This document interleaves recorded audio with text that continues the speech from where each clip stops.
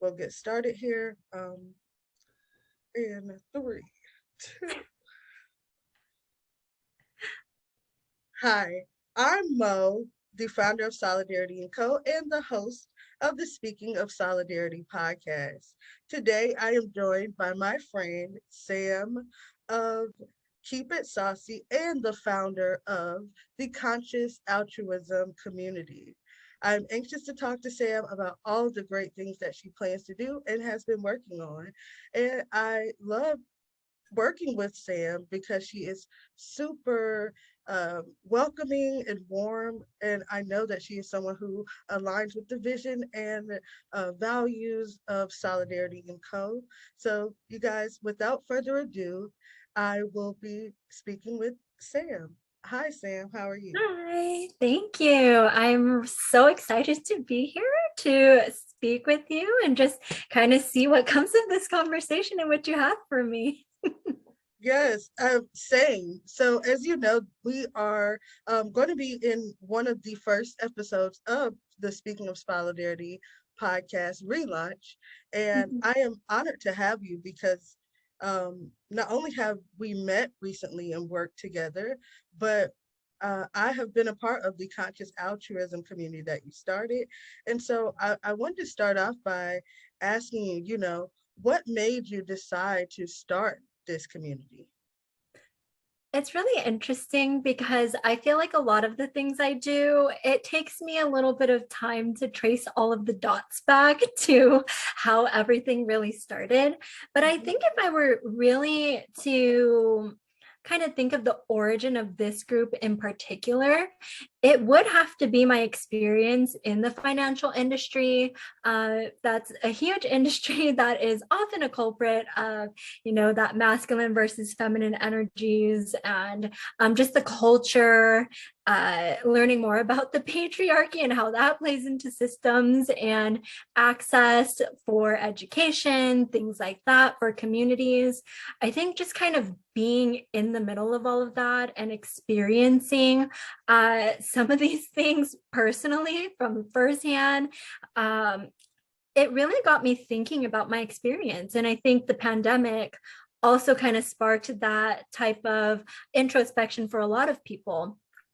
And it was actually through looking at some corporate opportunities of a DEI department being started that initially sparked my interest when I actually came across a listing where I had this moment of like, oh my God, like that's exactly what I want to do. Like that seems so me. But at the time, I didn't really know what DEI was, even though it had been around for a very long time. I didn't know what that meant for my own journey. And the more I started to learn and talk about it to other people, I started to realize more and more how important of a conversation it was and how there really it's a hard to find spaces, especially being from the LGBTQIA plus community, that really has a good balance of it doesn't matter whether you're part of the queer community or not. There's a lot of spaces if you're part of the community, there's a lot of spaces if you're not. But for me, I always had the term allyship just kind of ringing in my head for a long time. And the opportunity presented itself where I'm like, why don't I just create something where people can come together regardless of how you identify, regardless of what communities you're in, because we can all learn from each other. Yes. And so you can see how this connects with Solidarity & Co. because I kind of wanted to do the exact same thing. Yeah.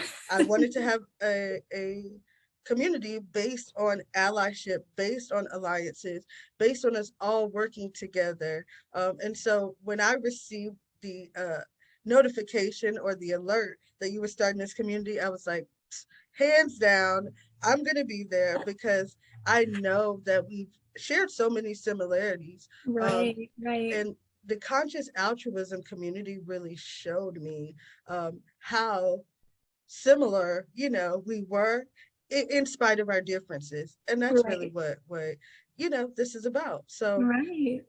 I'm glad that you started the conscious altruism community. Thank you. Can you tell us why you chose that name? Okay. Yeah, part of it I feel like was my divine inspiration. I feel in many ways I was led to it. It was actually through a friend of mine that I also met virtually, and we have become friends. And this person has also attended the Conscious Altruism event. But it was in a workbook that I was filling out these check boxes where it asked me to check everything that was an important value of mine.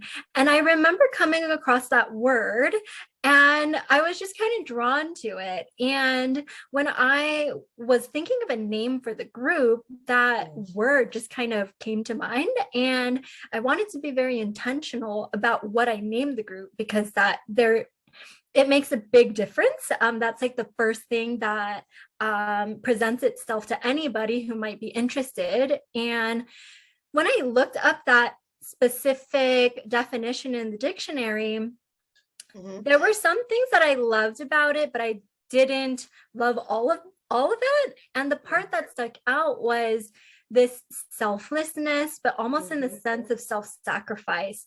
And I'm not a believer in sacrificing our own needs in order to help others. We have to take care of ourselves. And so in order to kind of make that work, I threw the word conscious in front of it because it has an intention to it, it has an awareness to it, and it kind of got rid of that more, I want to say, negative aspect of the word altruism.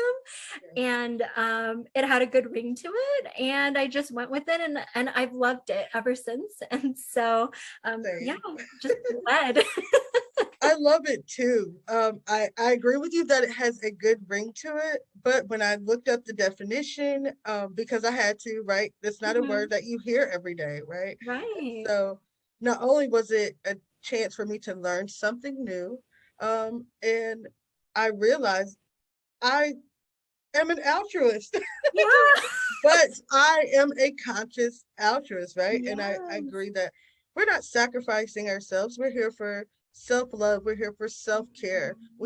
I definitely push celebrating yourself, celebrating your wins. Right. And so this is definitely a win, Sam. I think you're onto something because in Thank this group, you. right, I was able to connect with people from all over the Yeah. United States.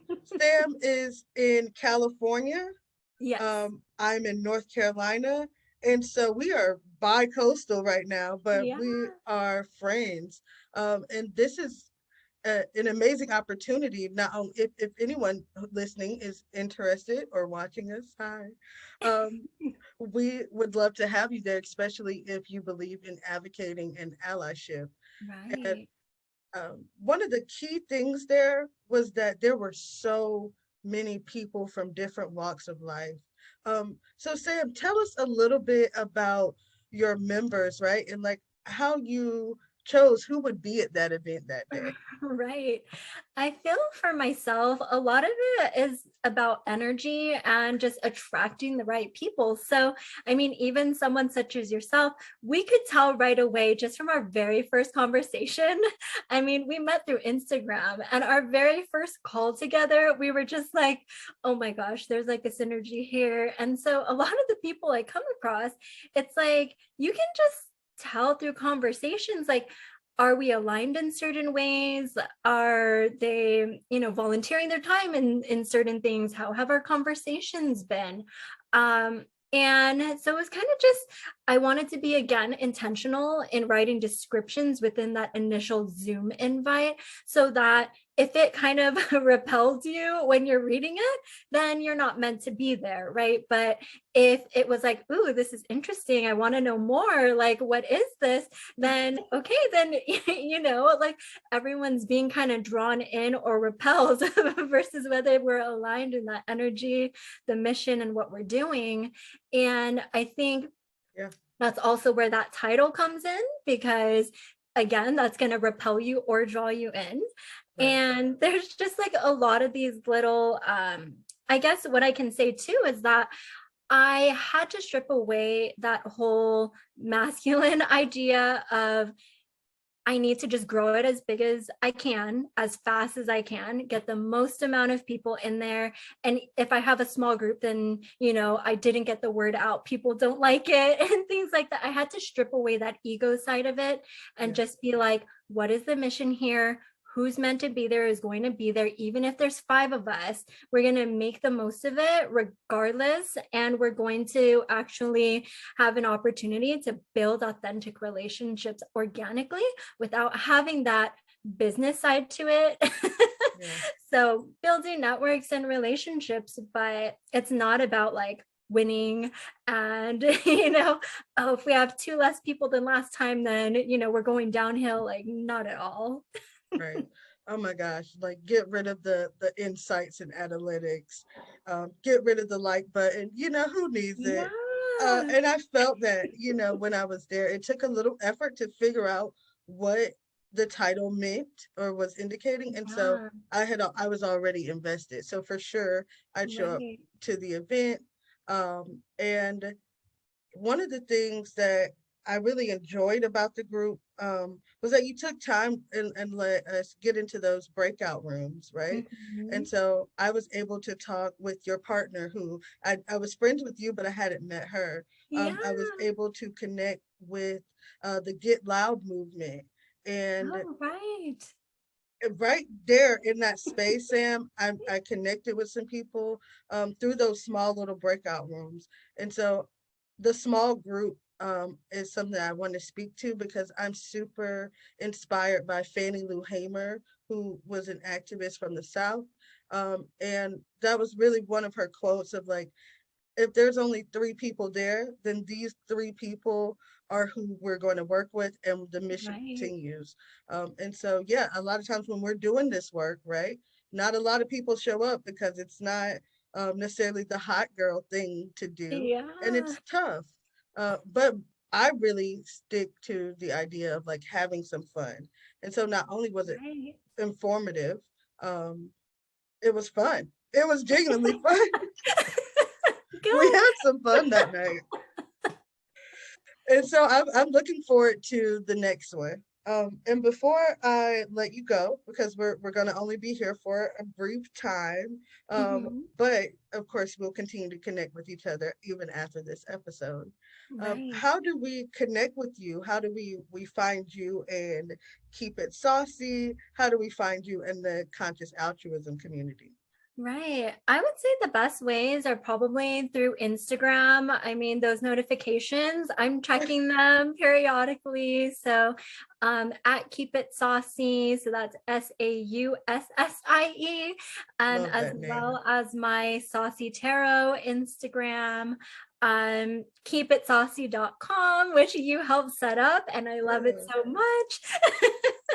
yeah, And yeah, like I'm happy to send out the information. But again, it's kind of one of those things, like creating the safe space and maintaining it is so important yeah, that I really am monitoring. So even when we have those breakout rooms, I like to put brand new people with me so I can kind of like gauge as well, and get to know who's in the room. So it is like a learning experience, but really it's not ever going to be just a public, just because you're connected with me, like yeah. you're going to find my link somewhere. Like, no, you're going to get it through someone in the group, if not myself directly.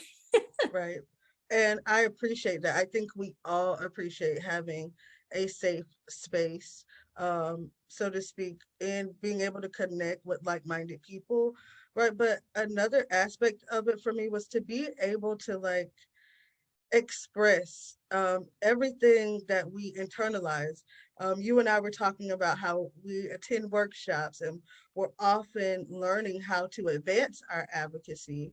And Right. then we're consuming it on social media and on the news and in the world. Right. So sometimes it can be a lot. And this is a place where there are other advocates who understand the role of an advocate and how that can play on how you experience your day to day. So Right. And we need support ourselves. So we yes, support each other.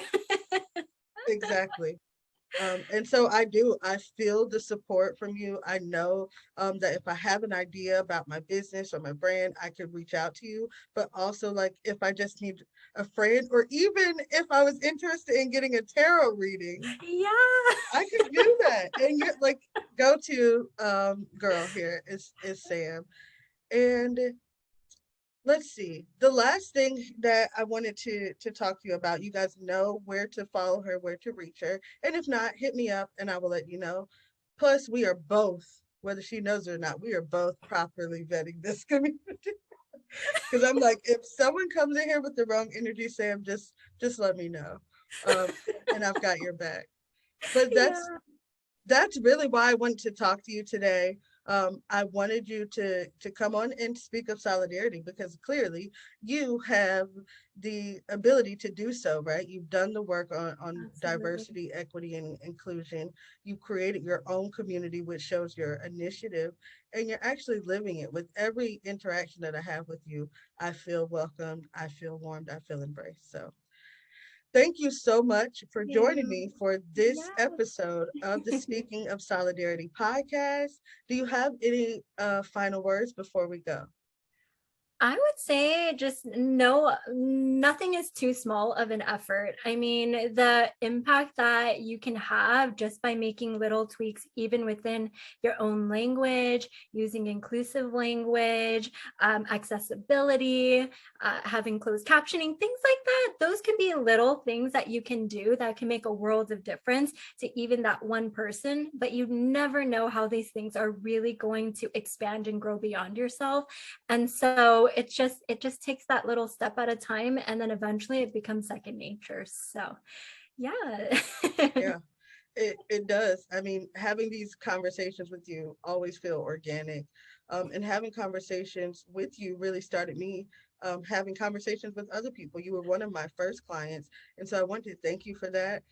But you have now grown to be a friend and one of the guests of the Speaking of Solidarity podcast. So I appreciate you. Thank you for joining us here. And Thank guys, if you want to you. connect with me, I am on Instagram at Solidarity and Co.